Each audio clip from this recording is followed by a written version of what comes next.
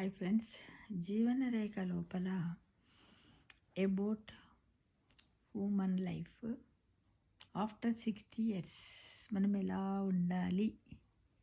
60 years after 60 years you are lucky person అనే దాని మీద మనం తెలుసుకుందాం. ఎలా అంటే చూడండి ఫ్రెండ్స్, ఈ మధ్యకాలంలో అసలు 60 ఏళ్ళ వరకు వచ్చిన వాళ్ళు తక్కువైపోతున్నారు. 60 ఏళ్ళు దాటిందంటే ఇంకో 10 ఏళ్ళు వాళ్ళు ఎట్లా ఇట్లా బతుకుతున్నారు. కానీ ఈ మధ్యకాలం లోపల యువత అంటే ఏదో కారణాలతో, అంటే ఉదాహరణకు ఒక 10 మందిని తీసుకుంటే 10 మందిలో 3-4 చనిపోతున్నారు. 10 మంది లోపల 60 ఏళ్ళ లోపే. ఇంకా అందులో 40-50 ఏళ్ళ లోపు చనిపోయేటోళ్ళు ఉంటున్నారు. 35 ఏళ్ళకి ఇలా ఉంటున్నారంటే 50% కూడా బతకడం లేదు. కాబట్టి తర్వాత 65 దాటి 70కి చేరితే కొంచెం తక్కువగా ఉంది, 60 దాటితే కొంచెం తక్కువగా చనిపోతున్నారు. అంటే 10 మందిలో 7 బతుకుతున్నారు, 3 చనిపోతున్నారు. ఈ విధంగా పర్సెంటేజ్ ఈ విధంగా ఉంది. అయితే మీరు ఆనందంగా ఉండడానికి మనం ఏం చేయాలి? 10 చిట్కాలంటే మనం ఒక ప్రణాళిక వేసుకోవాలి, కొన్ని పద్ధతులను పెట్టుకోవాలి. ఏంటి చిట్కాలంటే వంటింటి చిట్కాలు, గృహ చిట్కాలు అని ఉంటాయి కదా. ఇప్పుడు కూడా మనం ఇలా బ్రతకడానికి కొన్ని చిట్కాలు చేసుకోవాలి.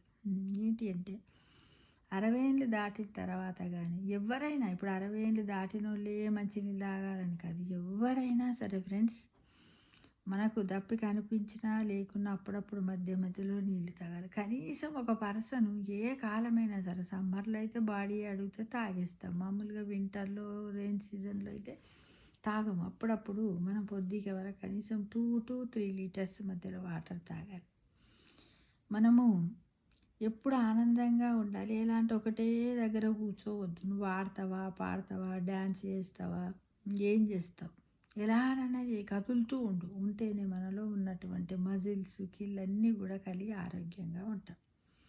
ఇదేంది 60 దాటిన తర్వాత 70 ఏళ్ళ వయసులో ఉన్న వాళ్ళందరూ 60 to 70 మధ్యలో ఉన్నవారు చేయాలి. మామూలుగా అంటే 50 ఇయర్స్ లోపల ఊరుతూనే ఉంటారు, వాళ్ళ బిజీ వేరే ఉంటాయి కదా. ఇక మనం ఎలా తినాలంటే, బ్రతకడానికి తినాలి కానీ తినడానికి బ్రతకొద్దు. ఎందుకంటే మనం బ్రతకటానికంటే మనకు ఆకలి అయినప్పుడే తినాలి. ఎంత అరుగుతుంది, ఏం చేస్తుంది, ఏం సంగతి. కానీ అమ్మో నేను తినాలి, నా టైం అయిందని కడుపులో ఫుడ్ ఉన్నప్పటికి కూడా నువ్వు తిన్నావు అనుకోండి, అది అజీర్ణం అవుతుంది. కాకపోతే ఏంటంటే తక్కువ పిండి పదార్థాలు తీసుకోవాలి, ఎక్కువగా ప్రోటీన్లు తీసుకోవాలి. రాత్రిపూట మాత్రం పిండి పదార్థాలు చాలా తగ్గించాలి. ఇప్పుడు ఉదయం 2 చపాతీలు తిన్నో పర్వాలేదు, రాత్రికి 1 చపాతీ తినాలనిపిస్తేనే, లేకపోతే మంచినీళ్ళు తాగి పడుకో.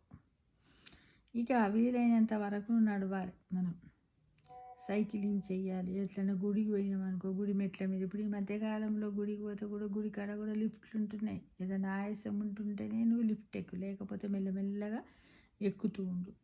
ఇప్పుడు మనం ఎప్పుడైనా షాపింగ్కి పోతాం, అక్కడ ఎక్సిలేటర్స్ ఉంటాయి, రైల్వే స్టేషన్లో ఎక్సిలేటర్స్ ఉంటాయి. ఈ విధమైనటువంటి అన్నింటిని కూడా మనం ఏం చేయాలంటే ర్యాంప్ పైన ఎక్కుతూ దిగుతూ ఉండాలి. కానీ ఎప్పటికి మేము ఇదే ఎక్కుతాం, నడవం అనేది ఉండదు. ముఖ్యంగా ఇంకొకటి ఏంటంటే, కొంత ఏజ్ వచ్చిన తర్వాత 60 నుంచి 70 బాగా కోపం వస్తుంటుంది మనకు.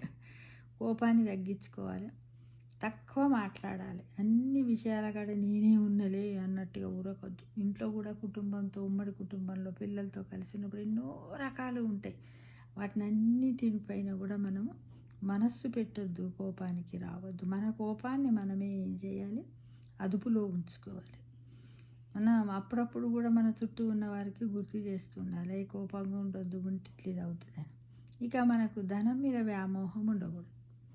అవసరమంత అయినంత వరకే సంపాదించాలి. డబ్బు మన వెంట రాదు, మనము డబ్బు వెనక పరిగెత్తొద్దు.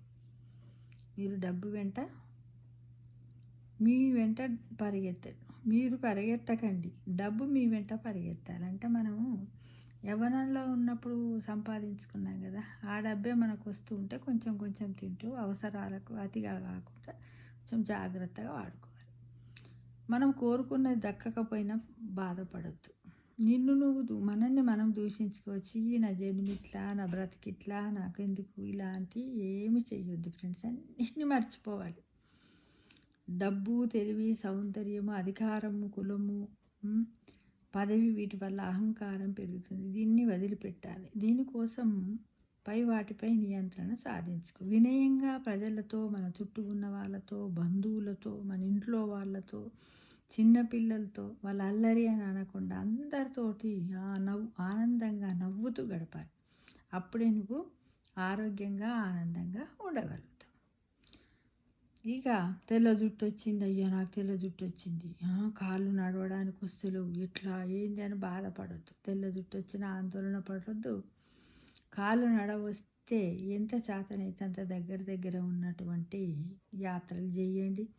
వీలు కాకపోతే ఇంట్లోనే ఉండి రామకృష్ణ నారాయణ అనుకుంటూ భగవంతుని ధ్యానం చేయండి.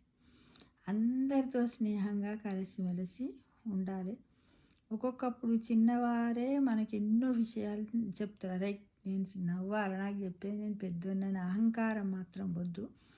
ఎందుకు అంటే వాళ్ళ వల్ల మనకు తెలియని విషయాలు ఎన్నో ఉంటాయి. మనిషికి తెలియని విషయాలు చాలా ఉంటాయి. చిన్నవాళ్ళు చెప్పినా కూడా ఏం చెప్తున్నారని వినయంగా, ఓపికగా, సహనంతో వినండి. విని వాళ్ళు చెప్పినటువంటి విషయాలను కూడా మీరు గౌరవించండి. అప్పటి వరకు మీకు తెలుసున్నా పర్వాలేదు.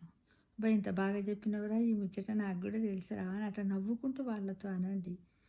నిశ్శబ్దంగా ఉన్న వారిని కూడా ఆప్యాయంగా పలకరించండి. ఎవరింటికన్నా మనం పోయినాం అనుకోండి, పెద్ద మనుషులు, చిన్న మనుషులు, హాయ్, లేకపోతే బాగున్నావా, జై శ్రీరామ్, ఓం నమ శివాయ అంటూ వాళ్ళను పలకరించండి. ఈ విధంగా మనము ఈ 10-15 చిటికాలను, అంటే చిటికాలంటే ఇక వైద్యం అనమాట. రోగం వచ్చినప్పుడు మందులు ఎలా వాడుకుంటాం, వాటిని ఇప్పుడు మనం ఆనందంగా ఉండి 60-70 ఏళ్ళ మధ్యన మనము సంతోషంగా బతకడానికి ఇవి మందులు లాంటివి. ఈ నియమాలన్నీ కూడా ఇవి పాటించినట్టయితే మనం చాలా హ్యాపీగా ఉంటాం.